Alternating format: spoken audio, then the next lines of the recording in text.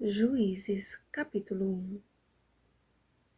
Depois da morte de Josué, os filhos de Israel consultaram o Senhor, dizendo: Quem dentre nós primeiro subirá aos cananeus para pelejar contra eles? Versículo 1. Após a morte de Josué, a atitude inicial do povo lhe rendeu a bênção do Senhor e a vitória sobre os seus inimigos.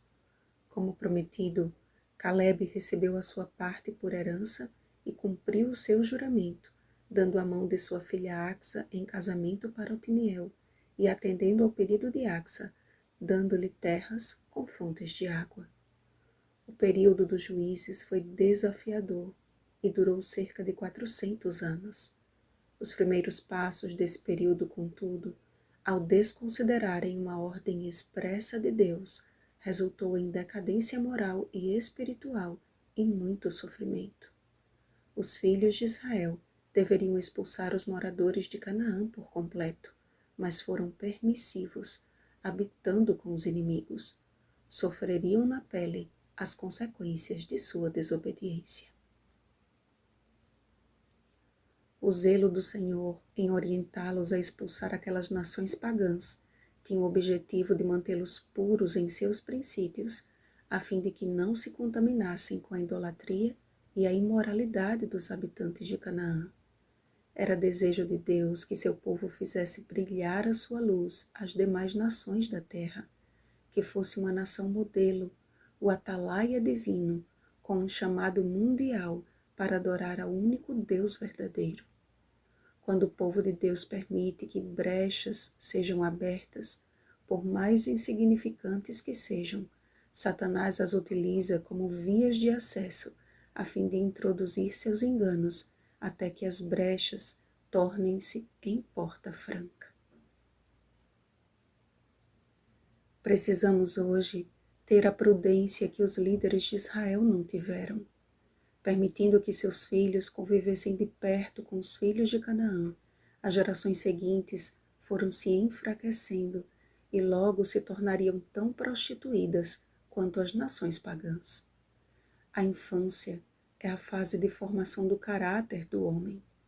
Uma criança bem instruída segundo a sabedoria dada por Deus em sua palavra, dificilmente dará as costas ao Senhor. O contrário, porém, é devastador.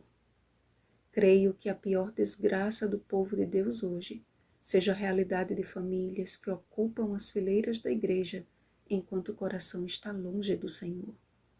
Não há comunhão pessoal, nem tampouco culto familiar. Acostumaram-se com o mundo e perderam de vista o que é eterno. A firme resolução de Daniel e de seus 3 amigos exemplificam uma educação familiar com êxito. Daniel capítulo 1, versículo 8. Mesmo longe de casa e infiltrados em uma nação idólatra, revelaram os firmes princípios adquiridos no lar. Eles são um exemplo de que Deus sempre tem um remanescente para chamar de seu, e com o relógio deste mundo a marcar os seus instantes finais, quanto mais necessitamos guardar o nosso coração e a nossa casa como fiéis sentinelas do Senhor.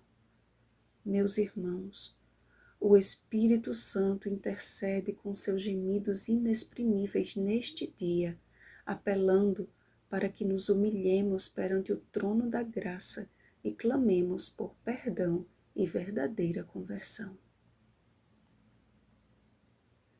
Arrependei-vos, porque está próximo o reino dos céus.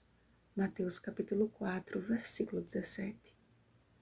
Quando compreendermos que estas primeiras palavras de Cristo, quando iniciou seu ministério terrestre, precisam operar em nossa vida a santificação, então Jesus voltará, pois estaremos prontos para vê-lo. Que cada marido e pai assuma o sacerdócio do lar no temor do Senhor.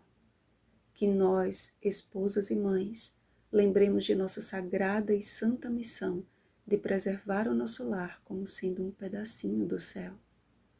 Debaixo da graça de Deus, seremos vitoriosas. Todavia, será preservada através de sua missão de mãe, se ela permanecer em fé e amor e santificação com bom senso. 1 Timóteo capítulo 2, versículo 15. Vigiemos e oremos. Um feliz sábado, missionários do lar. Rosana Garcia Barros.